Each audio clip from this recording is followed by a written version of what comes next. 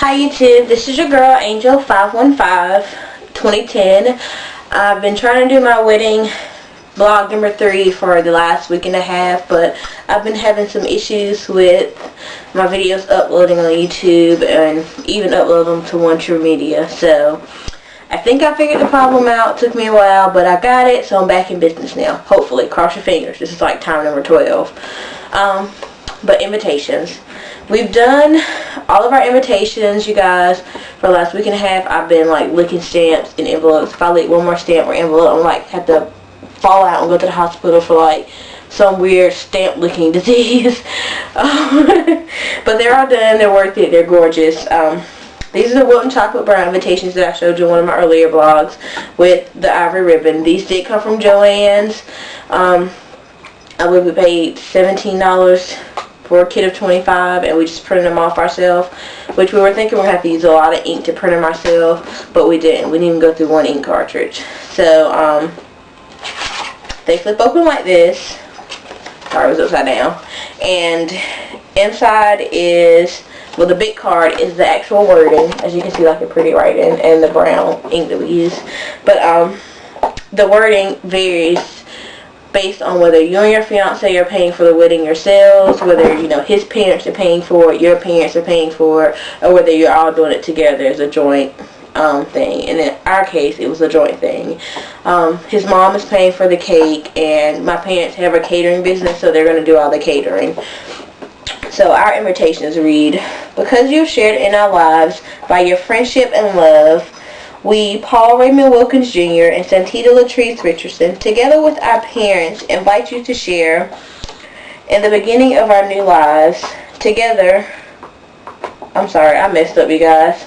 Together with our parents, invite you to share the beginning of our new life together when we exchange marriage vows on Saturday, May 15, 2010 at 2 o'clock. And then it lists the church name and the church address.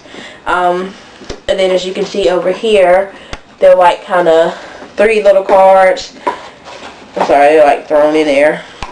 But the first one, or the big one, is a directions card. We did our directions from east to west. When you do your directions card, if you do one, you should always do your directions from east to west or from north to south. Don't try to pick one location where most of your guests are coming from. Just do generalized location. The next one is the reception card. This one just pretty much says, the pleasure of your company is requested at the reception following the ceremony at 3:30 p.m. and it lists the reception site, which is the Country Inn and Suites. And then at the bottom we have guests coming from out of town. So we tell them, for hotel accommodations, please call, and we list the hotel number, and we tell them to ask for the Richardson Wilkins wedding. When you do your reception site at a hotel or somewhere, most of the time your guests get discounts, and you get a discount on your actual, I guess, reception rental based on how many guests you have to book there. So that's a good thing. Then the last card is our RSVP or reply card. This says, the favor of your reply is requested on or before March 26, 2010. And it just has a little box for them to check, will attend or will not attend. And it also has a box for member and party. Like I told you guys, you have multi-family households. And so you may send out 200 invitations, but only 100 people are planning on coming.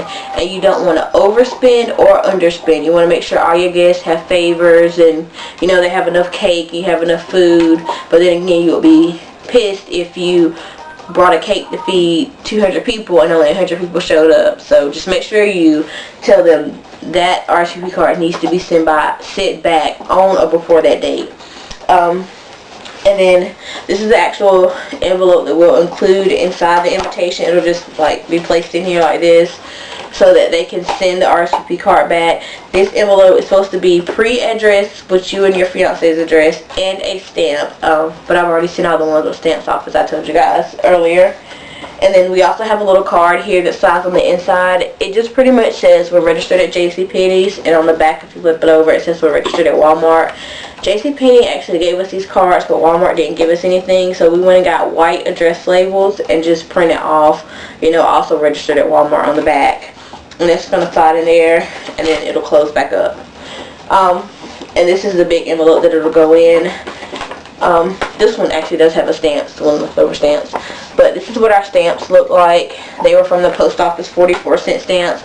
But word of advice, ladies, before you actually buy your stamps, take one of your invitations that are already pre-packaged in the envelope with everything inside down to the post office. Get them to weigh it and tell you exactly what size stamp you'll need to send it off. Because we brought 44-cent stamps thinking that was going to be enough, but in all actuality we needed an 81-cent stamp.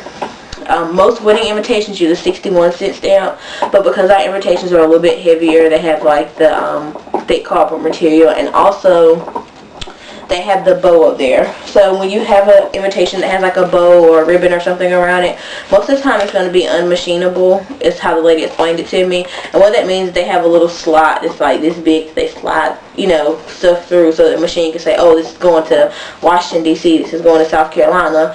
But because of the ribbon, it's too big, so they have to actually hand do it. So they charge you like an extra 15 or 20 cents for that. So we needed 81-cent stamps. They don't make 81-cent stamps, so we had to put 2 of the 44-cent stamps on all of our invitations.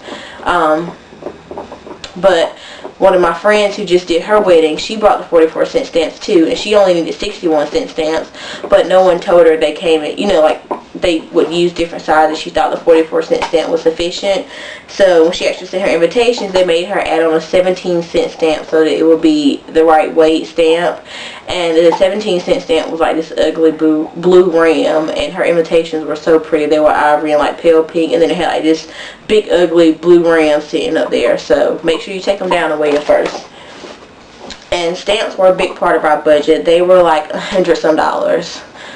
So make sure you calculate those into your budget when you're sending them out, or you can try to pass a lot of them out if you have local guests.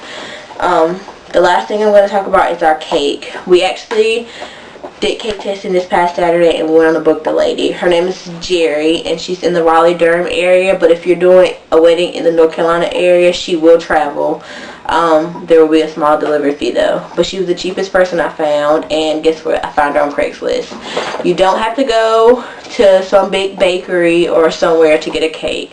You can find people on Craigslist, or you can just find like a local baker. People have experience, they've been doing it, but they just don't work in a place. They do it out of their home a lot. But I believe the same exact cake that we were going to get done at a baker in our hometown. They were going to charge us $500 for a cake to feed 200 people. She's only charging us $175. Exact same cake, exact same designs. Her work is flawless, and she's doing, the cake is going to be buttercream. For all of you who are doing your wedding cake, don't use fondant. You'll go to a big baker and they'll say, oh, it's so pretty. Oh, your cake will just look flawless. Yes, it will. It'll look very pretty, but no one will want to eat it. My fiance's sister did fondant on her wedding cake, and I can tell y'all she has so much cake left over because the fondant was so nasty. And it's not just that baker's fondant. It's every encounter or experience I've had with fondant, it has been horrible. And they can say, oh, we can use marshmallow fondant, or I don't know, we'll add sugar into it or something. It's still going to be horrible. So stick with buttercream, ladies. But the cake is going to be chocolate with mocha filling and a chocolate buttercream for the top and bottom layer. And then the middle layer is going to be ivory, but it's going to be a red velvet cake on the inside with cheese cream filling, and it's going to have a cream cheese filling, y'all. And it's going to be a vanilla chocolate rum buttercream on the outside, and it's going to have calla lilies cascading down the sides, and it's going to have like little aqua scroll work around each tier, and then it'll also have a pearl base around each tier. So if you want her number or email address, just just send me an email and I'll email it to you.